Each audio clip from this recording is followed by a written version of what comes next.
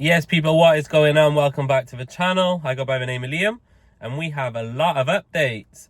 Had a very busy weekend, so I was away, and we didn't actually upload. I think Friday was the last time we uploaded. So since then, Brian and Mbeumo to United, done deal. Should hopefully be announced today. The third bid was finally accepted. Just turning the aircon on. It's getting a bit warm in these cars. Gonna have to move, I think, to a different filming location. More to be announced on that soon. But yeah, and Mbeumo done. I think it was like 65 plus 6, 71 in total, including the add-ons, if they all get hit. Rashford, he's in Spain. He's in Barcelona. Looks to be done also.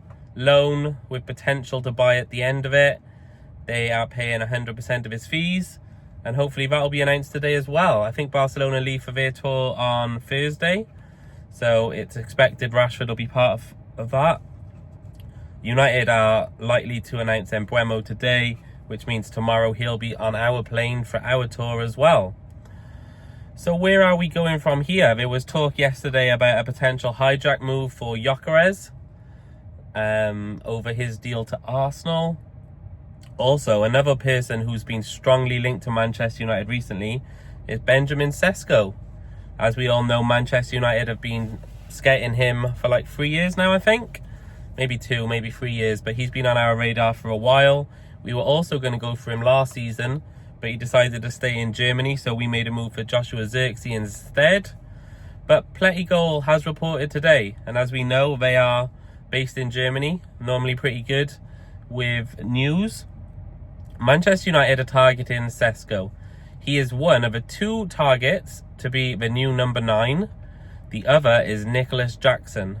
We don't expect anything to happen for 2 to 3 weeks, but watch this space. So that says Manchester United have potentially got 2 key strikers identified as our next target.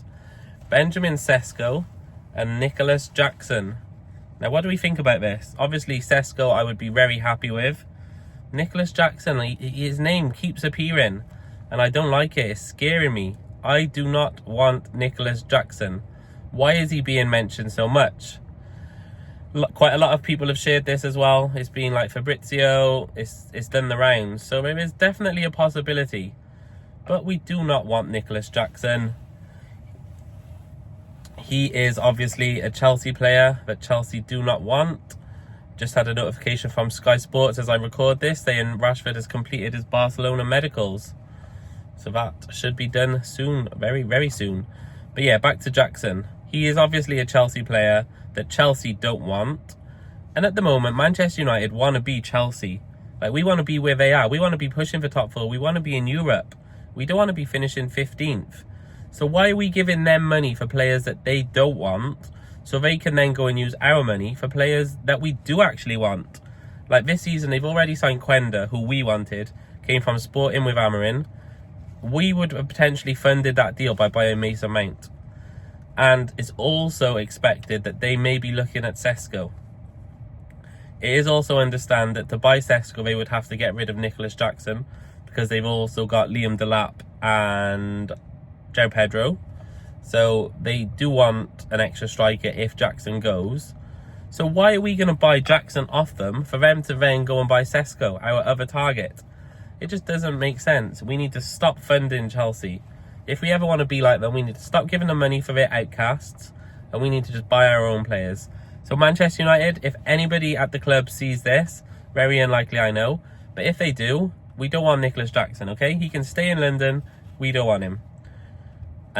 Still on that deal, it's understood that for Sesko, we would be looking to pay 70 million plus add-ons, but it's not that bad. Let's just look at this from a bigger picture. FTBL, he's on his way to Liverpool by the sound of it. 78 million Liverpool are paying. He's in the same league as Sesko, so, you know, comparable. Manchester United have scouted him for like 3 years, so we know about the player. We need to trust our scouts. I don't think it's that much of a big ask, 70 plus add-ons. We could do that for 78, same as Liverpool are paid for FTBL. Other strikers who are similar, Gyökeres, he's going for 60 plus add-ons to Arsenal if he goes there. Sesko is younger. He's not proven in the Premier League, but neither is Ekitike, and technically neither is Gyökeres. Sesko and Ekitike are probably the most comparable because they're similar ages, they're in the same league, and they're around the same price. As we said, Ekitike 78, Sesko 70 plus add-ons. Personally, I don't think it's that bad.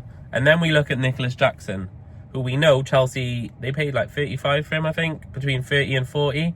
So to sell him, they're going to want a profit. They're going to want at least 40 to 50. And if we're going to pay 50 for Jackson, who we don't want, I'll just say it again, why don't we just find another 15 to 20 million and go for Sesko? He's younger, he's got the potential. I think if we can mould him into Amarin's system with our two new signings behind him, Cunha and Mbeumo, I think that'll be a front three that a lot of defenders would fear. So for me, we're Man United. We can always find money when we need it. Let's not settle for Nicholas Jackson and make Chelsea a better club. Let's go for Sesko. Out of those two, Sesko all day. As you all know, I was all in on Gyökeres. That hasn't worked. Now I'm going all in on Sesko. I don't want anyone else. I don't want Ollie Watkins. I don't want Mateta. Who else is there? I don't want Jamie Vardy. I definitely don't want Callum Wilson. I don't want any of those players. I want Sesko. If we want to be the best, we got to buy the best. And from the strikers available at the moment, it seems like Sesko is the best option. So I want him. We also know that to buy him, we need to raise funds. Rashford's gone now, so that's wages cleared, like 300k off the books. Garnacho, he could bring in a huge chunk if we can sell him of the cash. So I would say that needs to be our priority. We need to get people gone. Now at the start I mentioned the potential Gyökeres hijack. This was all over Twitter yesterday. It was blowing up. It actually made me think for one point it may happen. I screenshotted a tweet and sent it to a group chat, only to send a contradictory tweet about an hour later. So it was a bad time, but what it appears has happened is we all know that Ruben Amorim wants Gyökeres. He was his striker at Sporting. They've always had that connection, and of course Amorim wants him again. So Manchester United's involvement says we will be paying for a striker, whether it's Sesko, whether it's Jackson, whether it's anybody else. We will be buying a striker.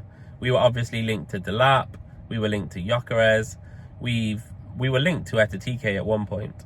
So we know we're going to be buying a striker. We know that Gyökeres wants Arsenal, but all we've said is if any problems happen with that deal, or for any reason it doesn't go ahead, or there's delays or anything, we will swoop in.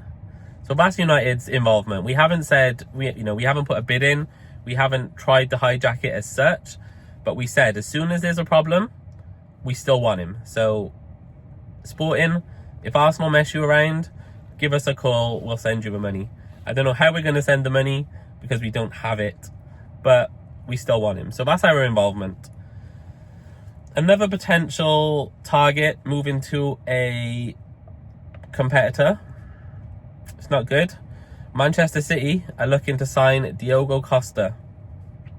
Apparently they're looking to get rid of both of their goalkeepers, so Edison's going. But they're having a big clear out, and it's looking like they could potentially get Costa as their number one and then Trafford as a backup. So who knows what will happen there. Apparently Amorim has been quoted saying he likes Lamens, you know, that player that we discussed from Royal Antwerp. He's worth 18 million. He's a young goalkeeper, so he has the potential to come in, take over from Onana and be the Manchester United number one for a couple of years. He's very young. We could easily get 10 years out of him. So I think we go for that. I think he's got potential. I mentioned him on another video, said about his stats from last season. Yes, he played for Royal Antwerp, but in terms of saves in the world, I think he was number one. And also goals prevented. So yeah, if we can get him for under 20 million, we're never going to get, your likes of Costa or anyone else. So I say we go for it. Only other thing I wanted to mention, we've also been linked to Leicester's Ndidi again. Seems we've been linked to him for years and years, back from when he was labelled as the next Kante to now. And a lot of people are saying he's living off a name that doesn't exist anymore. But it's also being mentioned that for £10 million we can buy him. Obviously Leicester got relegated and we do need a midfielder. So a lot of people are against this. I'm personally not against it if it means that spending 10 million on a midfielder means we can spend 80 million on Sesko. Because if we get Sesko and then Ndidi's a bonus, I'll take it. If we don't get Sesko, or we don't sign an expensive striker, I don't want a 10 million relegated midfielder. However, if it means we get a striker, I'll take it, because he can work with the other midfielders we've got.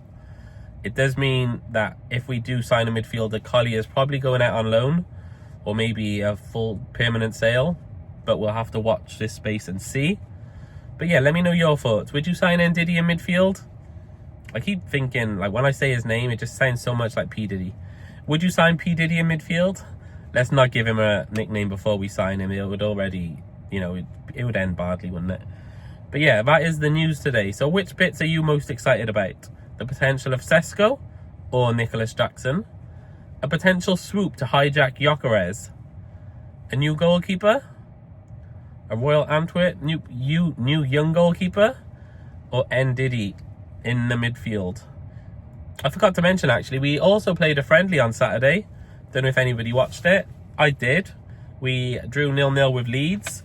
At one point, it was very refreshing to see when Chido took a shot, or Obi, and Cunha shouted at him. That's what we need. Because it made me think, all season last year, we had Rashford, Garnacho, taking the ball, cutting in, shooting, and wasting chances, even in the Europa final.